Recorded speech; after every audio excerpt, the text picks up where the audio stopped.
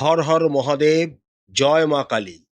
গত 2রা জুন দেবগুরু বৃহস্পতি মিথুন রাশি ছেড়ে কর্কট রাশিতে গোচর করে গেছেন এবং 5 মাস 31শে অক্টোবর পর্যন্ত দেবগুরু বৃহস্পতি তার সর্বোত্তম ঘর এবং এক্সল্টেড রাশি কর্কট রাশিতেই অবস্থান করবেন। আজকে আমরা দেখব দেবগুরু বৃহস্পতির এই কর্কট রাশিতে গমন মকর রাশি ও মকর লগ্নের জাতক জাতিকাদের সাপেক্ষে তাদের জীবনে কি কি বিষয় প্রভাব ফেলতে চলেছে। চলুন তাহলে আর দেরি না করে আলোচনায় প্রবেশ করা যাক।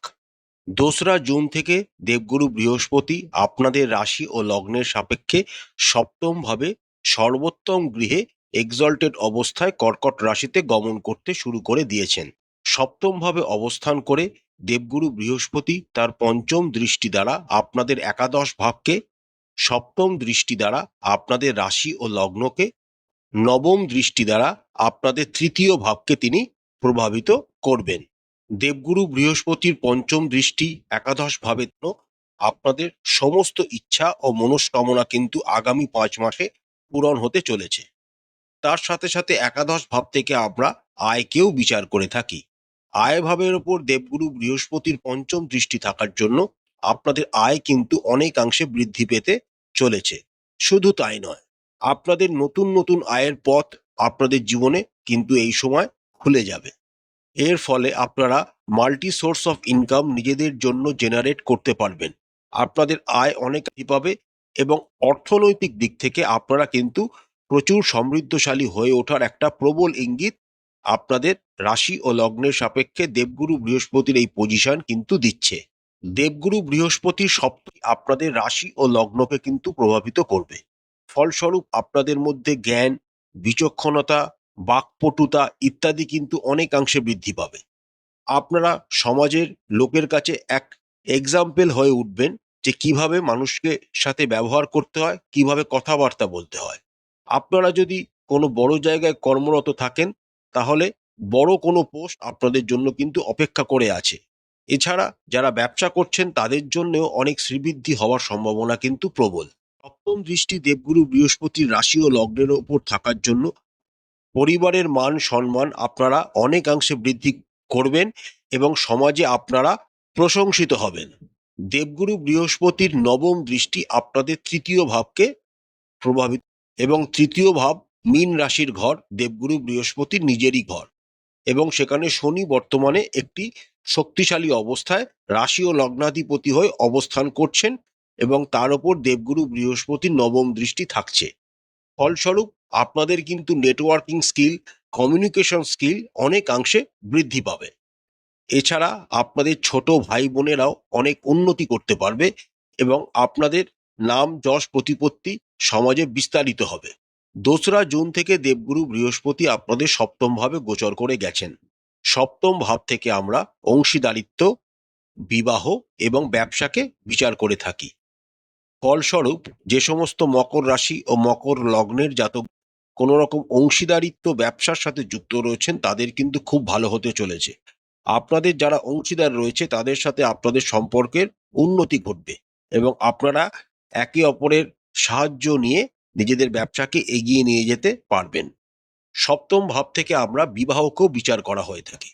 যে সমস্ত মকর রাশি ও মকর লগ্নের জাতক জাতিকারা এখনো পর্যন্ত বিবাহ করেননি, আগামী 2রা জুন থেকে কিন্তু তাদের বিবাহের জন্য একটা সুন্দর সময় শুরু হয়ে গেছে। সুতরাং এই সময়টিকে আপনারা চেষ্টা করবেন কাজে লাগানোর। বিবাহ হওয়ার জন্য এই সময়টা কিন্তু খুব ভালো। এছাড়া যে সমস্ত জাতক জাতিকারা অলরেডি বিবাহিত তারাও আগামী 5 মাস বিবাহিত জীবন বা দাম্পত্য জীবনের দিক থেকে যথেষ্ট সুখে থাকবেন। কোনো ছোটখাটো ভ্রমণে যাওয়ার সম্ভাবনা প্রবল, বিশেষ করে কোনো সমুদ্র উপকূলবর্তী স্থানে যাওয়ার সম্ভাবনা কিন্তু বেশি। সপ্তম ভাব থেকে আমরা নিজের ব্যবসাকেও বিচার করা হয়ে থাকে। সপ্তম ভাবে এক্সল্টেড বৃহস্পতি অবস্থান করার জন্য আপনারা আপনাদের ব্যবসার সম্প্রসারণ ঘটাতে পারবেন।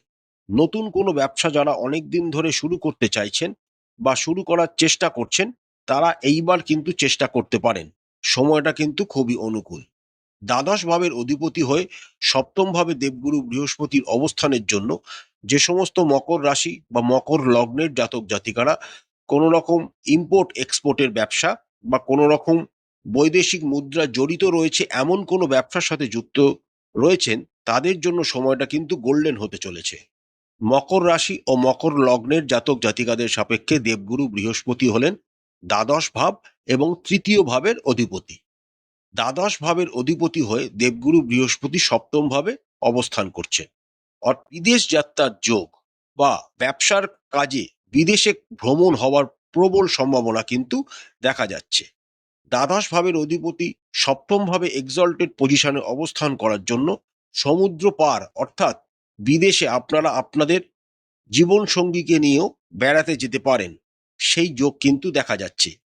দ্বাদশ ভাবের অধিপতি সপ্তম ভাবে অবস্থান করার জন্য নিজেদের জীবন সঙ্গীর শরীর স্বাস্থ্যের প্রতিও কিন্তু আপনাদের ব্যয় হবে, সেই দিকটাও আপনাদের খেয়াল রাখতে হবে। দ্বাদশ ভাব থেকে যেহেতু আমরা মোক্ষকেও বিচার করে থাকি, দেবগুরু বৃহস্পতি দ্বাদশপতি হয়ে সপ্তম ভাবে অবস্থান করার জন্য কোনো ভালো সাধু বা ভালো কোনো জ্ঞানী ব্যক্তি আপনাদের জীবনে আসতে পারে এবং আপনাকে সঠিক পথের দিশা কিন্তু এই সময় তারা প্রদান করতে পারে।